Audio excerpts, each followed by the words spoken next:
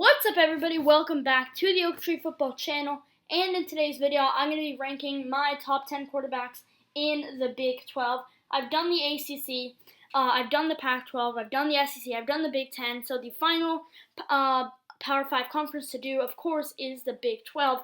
Now, the Big 12 was a very, very hard one to do because there are actually a lot of really good quarterbacks. I mean, there's only 10 teams in the Big 12, of course, so the top 10 quarterbacks are me ranking starting quarterbacks in the Big 12 for this season.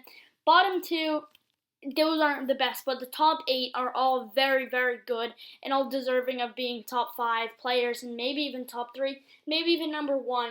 A lot of very good quarterbacks. This was probably the toughest list to make out of all the conferences, but let's get into it, starting at number 10. And at number 10, I have Kansas quarterback Thomas MacVittie. He threw one pass last year, one interception, so obviously not great right there. He played for Kansas, which, in my opinion, Kansas is by far the worst team in the conference and one of the worst Power 5 teams in the nation. It's not that good of a team, and this one really wasn't that hard for me. I just don't really think that Kansas is that good of a team, and I don't think MacVittie is that good of a quarterback. I'm pretty sure MacVittie isn't officially the starter yet, but I think he will be the starter. But just only one pass last year, and it was an interception. Not good enough. And, I mean, Kansas does have some good players on offense, but for the most part, it's not that good of a team. So I think Thomas MacVittie will be the worst starting quarterback in the Big 12 this season. Moving on to number 9. At number 9, I have Jarret Doege, the West Virginia quarterback. Jarret Doege is a very interesting player. I actually kind of like him this year, but there's a lot of really good quarterbacks in this conference. I don't think we've seen enough of him. He played for, I believe, Bowling Green for his first 2 seasons and actually had some good numbers. Then he transferred to West Virginia last year, and in limited play, he had 818 pass yards, 7 touchdowns, 3 interceptions. So it wasn't too bad, but it definitely wasn't that good either. He's just kind of an interesting player. I absolutely don't think he'll be anything special, but I could see him actually being, a bit higher on this list come the end of the season. I don't think he'll be terrible, but there's just so many other good quarterbacks in this conference in the Big 12.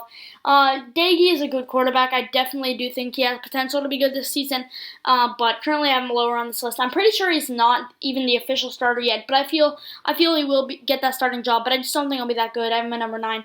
Moving on to number 8. At number 8, the 8th best quarterback in the Big 12, in my opinion. The top 8 was really, really tough, so I do think this is a good player, even though he's number 8. At number 8, I have Skylar Thompson from Kansas State. Now, Thompson, I think, is a very good quarterback, but there's just so many good quarterbacks that are in the Big 12. I've said it already multiple times, but so many good quarterbacks, and it was really, really hard for me to decide. I ended up going with Skylar Thompson, number 8. Could have him higher on this list, but the reason is he was injured a bit of last season, so only 12 touchdowns. I mean, I know he was injured, but still, that should be better even in the limited time that he played. 2,315 passing yards in limited time is good. 5 interceptions, that's low, very good.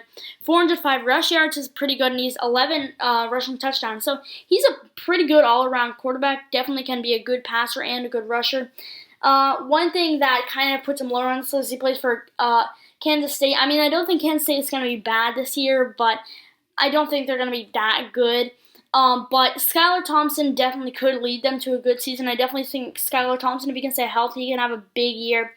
I just think I need to see a little bit more from him. I could have put him at 7. 7 and 8 are interchangeable, honestly. I could have put him higher than 7, but for me, it was really 7 or 8 for him. Still a really good quarterback. It's just really hard to rank these quarterbacks. Moving on to number 7. At number 7, I have Texas Tech quarterback Bowman.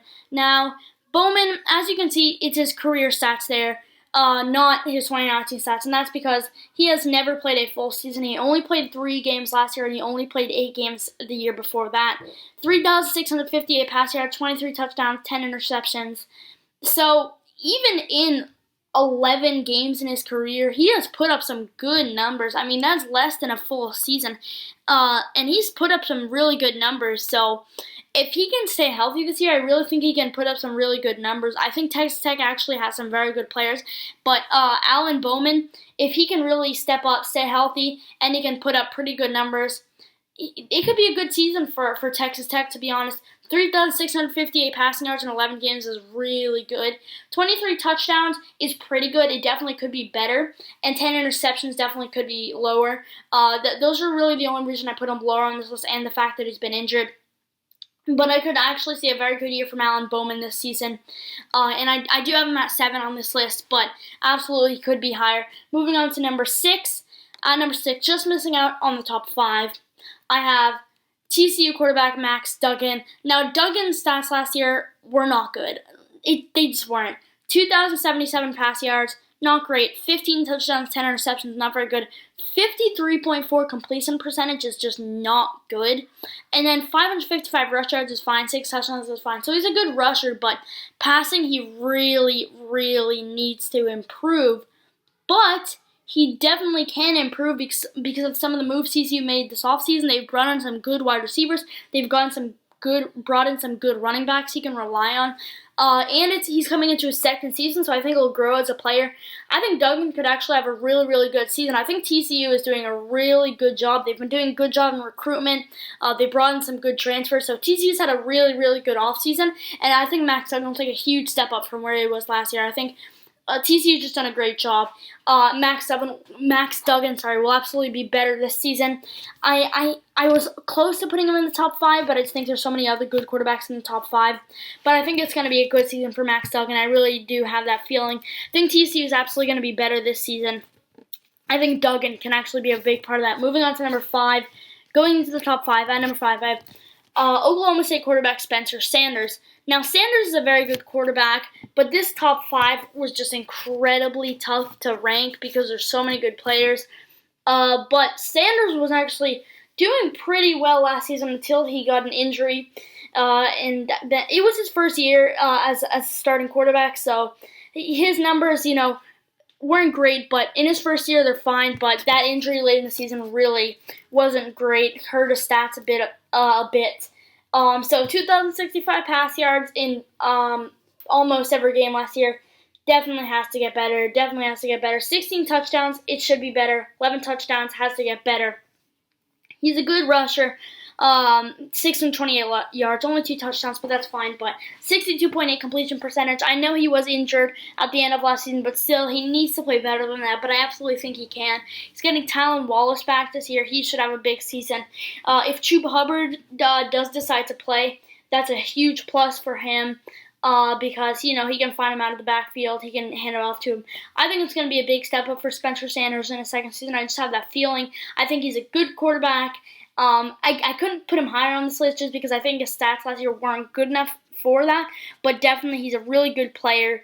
Oklahoma State's a very good team, one of the better teams in the Big 12, really up there with Oklahoma and Texas in my opinion. So Sanders should have a really good season, and I have him at number 5. Moving on to number 4, I have Baylor quarterback Charlie Brewer. Now, Brewer was pretty good last season, but and so was Baylor, but Brewer is losing some of his favorite receiving targets, which, of course, is Denzel. One of his favorite of last year was Denzel Mims. He's losing him along with a few others. That's really going to hurt. They definitely have a few other good receivers, but Mims was the main man, and he is now gone. He's in the NFL now. But 3,161 pass yards is really, really good last season. 21 touchdowns could definitely be better, but 7 interceptions is fine. Good rusher, 11 touchdowns and 344 rush yards last season. I mean, I think he can improve as a player, but I don't think his stats will improve much just because of losing some of his best receiving targets. But I definitely think he'll be a better player this season. I think he'll be more accurate. I think he'll probably throw more touchdowns if he can. I think it should be a pretty good season for Brewer. I just think he's losing some of his favorite targets and stuff, which is why I didn't rank him higher on this list. But I still think he's a good player and should have a pretty good season for Baylor. And I think Baylor can be pretty good this season. Even though they're losing a lot, they should still have a good season. But yeah, so moving on to number 3. Going into the top 3, at number 3, I have Spencer Rattler from Oklahoma. Now, some people might think this might be too high because he basically has not played at all. I believe he's thrown 8 passes, something like that, 9 passes, maybe even 7, something like that. But he has thrown 1 touchdown in his limited passes. But the reason I'm so high on this list is, first of all, he was a very, very good player in high school. One of the highest recruits in the class last year, one of the highest quarterback recruits. And I know high school success doesn't exactly translate to college success, but that is just, it's one way to help him out. But really, is his coaching staff. I mean, that coaching staff has had new quarterbacks for the past 3 years and have brought them to, playoffs and Heisman finalists, 2 Heisman winners for Oklahoma and 1 Heisman runner-up in the past 3 years. I mean, the coaching there is just really, really good for quarterbacks. I mean, you can kind of tell. Some of the quarterbacks had been good elsewhere, but some of them, he really helped them out. And I think he can do that with Rattler. I don't think that Rattler is going to be as good as those others. I mean, Lincoln Riley is a great coach, and Rattler could honestly be there in one season. But I think it's going to take some time for him because he doesn't have as much starting experience as the other guys had when they went to Oklahoma. But I still expect Rattler to have a good year. I think Lincoln Riley, like I said, is a great coach. I think he can coach up Rattler well and he can have a good season this year. He's a good rusher. I believe he was the number 1 dual threat quarterback. Maybe he was number 2 a year ago, but he was definitely one of the highest dual threat quarterbacks. Oklahoma was able to get him, and he will finally start this year. I think he should have a big season for Oklahoma, but not number 2 and not number 1. Moving on to number 2. At number 2, I have Iowa State quarterback Brock Purdy. Now, originally I did have Purdy as number 1, but I did put him down 1 spot. He was pretty good last season, nearly 3,000 pass yards. He had 2,982, nearly 30 touchdown passes, 27 touchdowns, 9 interceptions. Pretty low. It's good. 65.7% completion. It could be better, but it's not bad. And then he's pretty good as a rusher as well, 249 yards and 8 touchdowns on the ground. So Brock Purdy definitely is a pretty good quarterback, and I said it already, but I originally did have him at number 1. I decided to move him down, but he's definitely a very talented player. Absolutely could be number 1 on this list, and he's one of the biggest reasons why I think Iowa State could actually be a contender this season. Probably not a great contender, but I think it's a possibility because of how good he is. He's just a very, very good quarterback. I mean, his stats last year really say it all, and he should have another great season. I think he's a fantastic quarterback. He has a good arm talent. He's able to run the ball better than you might think. Just a very, very good all-around player. Brock Purdy should have a fantastic year for Iowa State. And then number 1, you probably know it. At number 1, I have Texas quarterback Sam Ehlinger. Ehlinger he's a very good quarterback. And originally I did him at number 2, but then I looked at his stats from last year again, and I just thought he has to be at number 1. I do think he is the most talented quarterback in this conference. And originally I had him at number 2 because I thought his stats just weren't going to be as good as Purdy's were. But his stats last year were great, and that wasn't with the best of receivers. Still doesn't have the best surrounding core, and maybe not the best coaching staff. But, I mean, his stats last year were fantastic, and he should have another great season. 3,663 pass yards, 32 touchdowns, 10 interceptions, 663 rush yards, 7 touchdowns. He could be in the Heisman conversation this year, honestly, with the numbers he put up last season. Should have a very big season, and without a doubt, in my opinion, Ehlinger is the best quarterback in the Big 12. So those are my top 10 quarterbacks in the Big 12 for 2020. What are you guys' top 10 quarterbacks? Tell me in the comment section below. If you enjoyed this video, don't forget to leave a like, and if you are new around here, feel free to subscribe for more NFL and college football content. Thank you for watching. I hope you enjoyed, and I'll see you guys in the next video.